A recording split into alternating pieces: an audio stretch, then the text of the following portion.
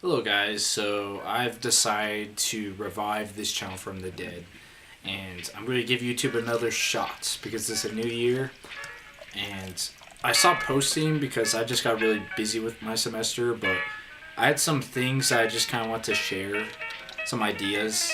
So I guess that's what this first initial video coming back is going to be about. Yeah, so I set the goal of putting out 20 YouTube videos in 2019. We'll see what happens. I put out 6 last year. This is the first. It's really hard to do on top of school, but that's my goal, and we'll see by 2020 how I achieve my goal. But one of the purposes of this channel is also to kind of document my life. So I set goals that are high in order to stretch my ability.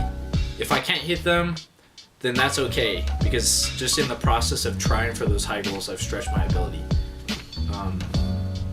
But I'm going to try the best of my ability to put up 20 videos this year. Another realization I came to, an insight is, you know how the 60s kind of has their own vibe and flavor and culture? You look at the 70s and the 80s, they also have their own vibe and culture. Well, the millennials and Gen Z, we're kind of in the middle of our own cultural revolution, I suppose, and a lot of that is internet culture and meme culture. Meme culture is kind of the people who grew up in the 2000 teens and the 2020s. That's like our thing now, and it's weird to think that future generations, by the time all of us millennials and Gen Z people are older, they're going to look back on meme culture and they're going to see it as lame and old, most likely. It's beautiful. We're living in the Renaissance. The goddamn Renaissance of memes. You don't understand. You don't know that you're in the good old days until you left the good old days. But I know. This is it, baby. I think we really are kind of in the meme renaissance right now. And it's crazy to think that just one person, PewDiePie, was able to create almost his entire culture. Just one person. And it truly has made me realize that anyone can kind of do anything on the internet if they just have a unique idea. The internet allows for a flourishing of new cultures. And so I hope in 2019 we see more individuals like PewDiePie really utilizing the internet and kind of I don't know. I love YouTube and internet culture. So, and if at the beginning of 2018, if I had to predict what would happen, there's no way I would have been able to really accurately predict anything. So, but that's kind of the beauty of it. So we'll see what happens. I'm also really excited to see what Elon Musk does with this year. And I really hope that his SpaceX program makes more progress and that we really get ready for the first Mars mission in the next couple of years. So, and also driverless cars, that's going to be a big thing. We're going to probably see a lot of progress with AI and machine learning with Boston Dynamics technology. I saw a thing, there's like the first bendable phone, so we'll see what happens with that. One thing I would like to see is Apple kind of break its own monopoly, because I think Apple is kind of in its heyday right now, but I would love to see a third party kind of come along besides Android. We have Android, we have Apple. I hope that a new type of phone technology kind of breaks through in 2019. We got Kanye West. He's going on the Joe Rogan podcast pretty soon. It's really interesting because it seems like the main topic of this podcast is going to be mental health. So Kanye West, he tweeted out something about mental health, and Joe Rogan saw the opportunity and he went for it. And recently, in the past week, Kanye West tweeted out that there's going to be a podcast with Joe Rogan in the making. So I'm really excited for that. We should see what happens. I feel like there's going to be at least one or two interesting moments. Yeah.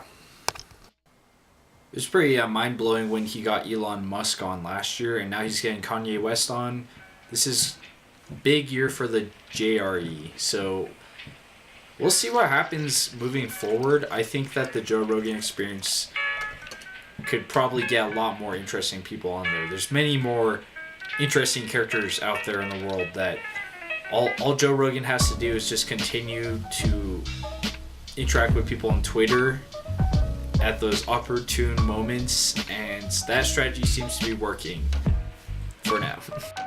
Another interesting thing is Jordan Peterson and Dave Rubin leaving Patreon, and the intellectual dark web I think is going to transcend to higher levels. It's really become huge in the last year, but Dave Rubin, Jordan Peterson are actually trying to create their own platform now and become independent, which is really interesting because right now internet censorship is starting to become more and more prevalent. First they kicked off Alex Jones, and now they're kind of all these tech companies, they're starting to slowly censor the more extreme people. But I think anyone who is a content creator can see the writing on the wall and see that it's a slippery slope when you start censoring one person's free speech. Pretty soon, just the people in charge are just going to have their own guidelines of what they think you can say, and then so I think it's smart that Dave Rubin and Jordan Peterson are preemptively trying to jump ship. Another prediction for 2019 that I have is I think that this year we're going to start seeing more alternative media pop up, because right now big tech controls all the major platforms: YouTube, Facebook, Twitter, and if you've seen YouTube Rewind, it kind of makes it evident that there's a disconnect between YouTube, and that there's two sides of YouTube. There's normie YouTube, where you go and it's basically trending page in a nutshell. If you just go to trending page, anything that's on there, that's one side of YouTube. That's what the corporation wants to push. And then on the other side, you got the dink side. You got PewDiePie, you got the IDW, the intellectual dark web, you got Joe Rogan, Jordan Peterson, Dave Rubin.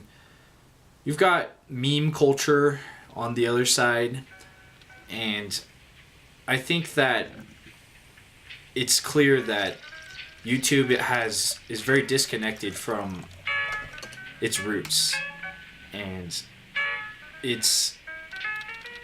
so I think that the opportunity is ripe. If YouTube doesn't return to its roots, then someone is going to come along and create a new platform that caters to its content creators, that's not trying to censor people, and it's going to take half of YouTube with it. These new forms of media.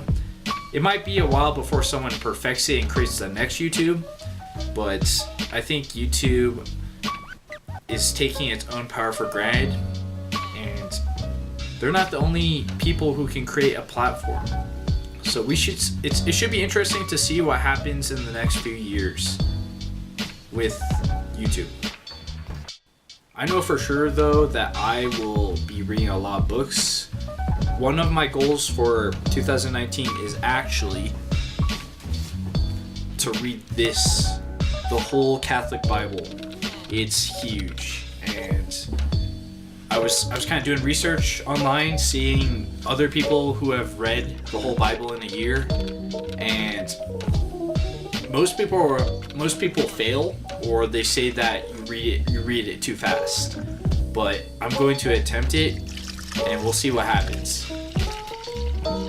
So that's the end of video number 7. I'm going to link down below all the links to all the interesting things I was kind of talking about.